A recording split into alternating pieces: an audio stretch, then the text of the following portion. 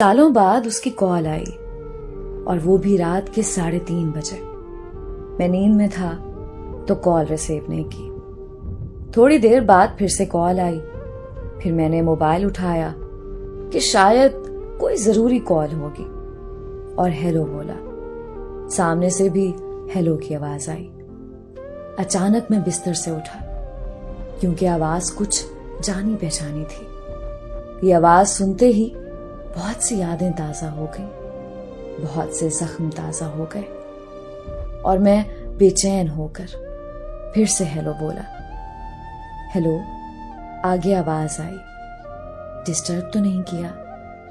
मुझे भी जवाब देते हुए घबराहट सी हो रही थी कि हाँ बोलूं या ना। कुछ समझ नहीं आ रहा था। मेरे दिल में सवालों का समंदर घूमने लगा कि आखिर क्यों इतने सालों बाद मेरी याद आ गई। मैंने हिम्मत करके बोला, नहीं, बोलो। उसने कहा, कैसे हो? मैंने कहा, ठीक। और तुम? तो आगे से वो रोती हुई आवाज में बोलने लगी, ठीक नहीं हूं। अब मैं और भी उलझन में हो गया कि ये क्या हो रहा है कि इतने सालों बाद रात को कॉल आती है और रोने लग जाती है। मैंने मालूम किया तो पता चला कि वो जिसके साथ थी उसने उसको किसी और के लिए छोड़ दिया। वो जैसे जैसे बता रही थी कि उसे रोकने के लिए मैं बहुत गिड़गिड़ाई, मिन्नतें की उसकी। उसी तरह एक दिन मैं भी गिड़गिड़ाया था।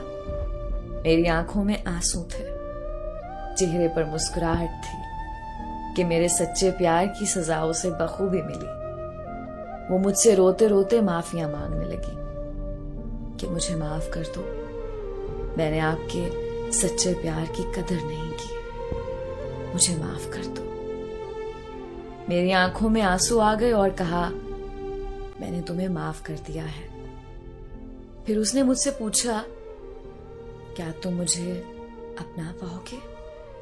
ये सवाल सुनते ही मुझे वो रात याद आ गई जिस रात उसने मुझे ठुकराया था किसी और के लिए।